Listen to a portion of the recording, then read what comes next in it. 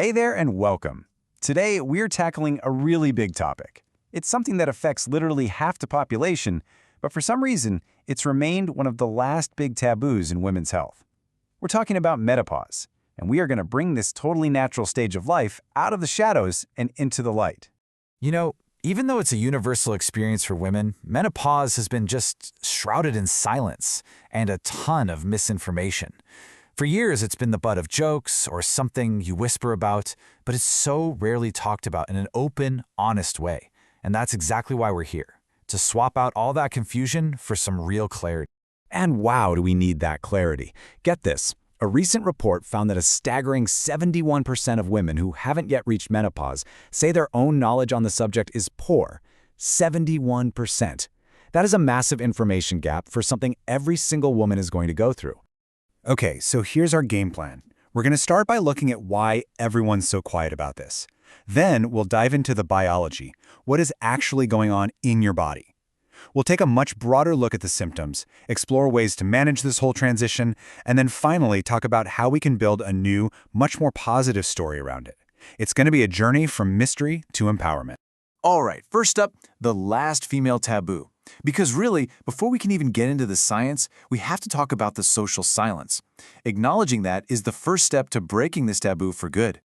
You know, this lack of conversation, it starts way back. We learn all about puberty and reproduction in health class, but the end of fertility, it's pretty much ignored. And that silence just continues in our homes, in our culture, creating this cycle where women end up feeling confused, isolated, and sometimes even ashamed of what their bodies are naturally doing.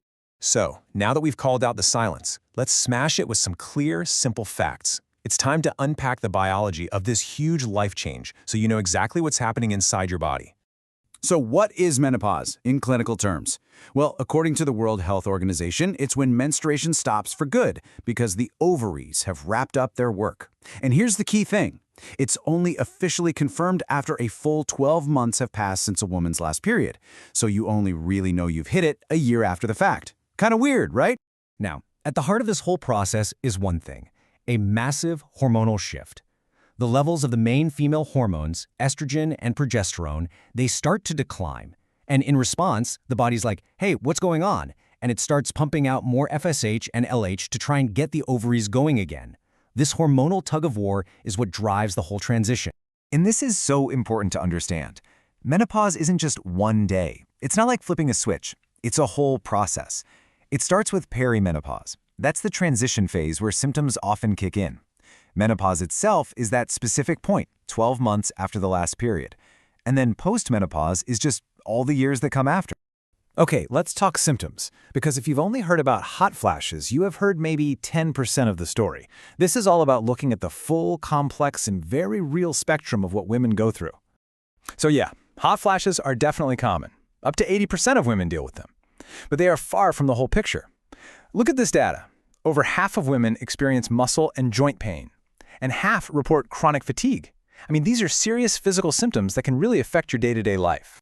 And the effects aren't just physical. This quote here points to one of the symptoms that women find most upsetting, brain fog. That feeling of disorientation, forgetting words, memory issues.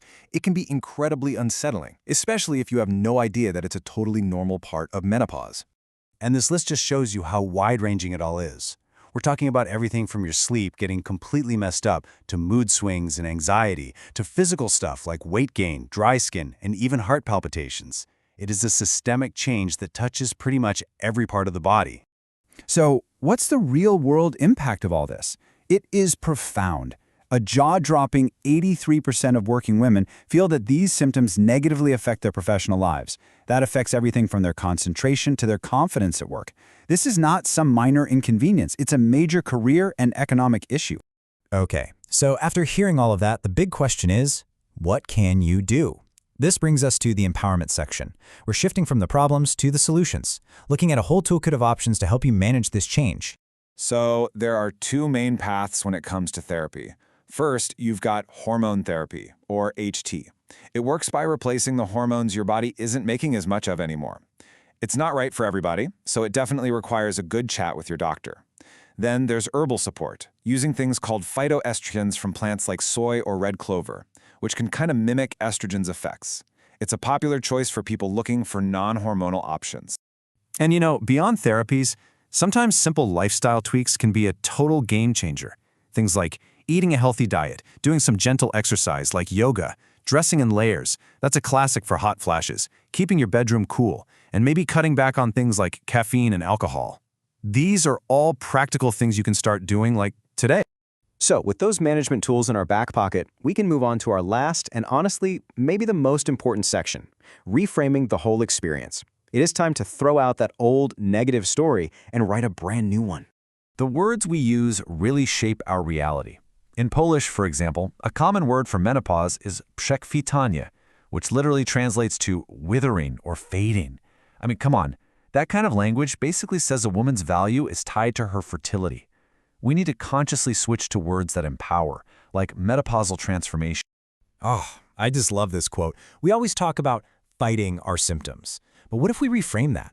What if the symptoms aren't an attack? What if they're just communication? Your body isn't your enemy. It's trying to tell you it needs something different now, a different kind of care and attention. It's a call for listening, not a call to arms. And that is the new narrative. Menopause isn't an ending. It's the beginning of a new chapter. It can be a time of incredible freedom, where all the wisdom and experience you've gathered really comes to the forefront. It's a time for new possibilities. So many women say it's the time they finally feel most like themselves. Look, breaking a taboo this big is a team sport. If you want to keep learning, find some great resources, and be part of this really important conversation, please subscribe to our channel. And definitely check out the link in the description for more in-depth info and support. So I'll leave you with this question to think about. This isn't just about one person's experience. It's about changing our whole culture. How can we all, women, men, younger people, older people, work together to finally get rid of the stigma and write a new, honest, and powerful story for this essential part of life? Thanks so much for watching.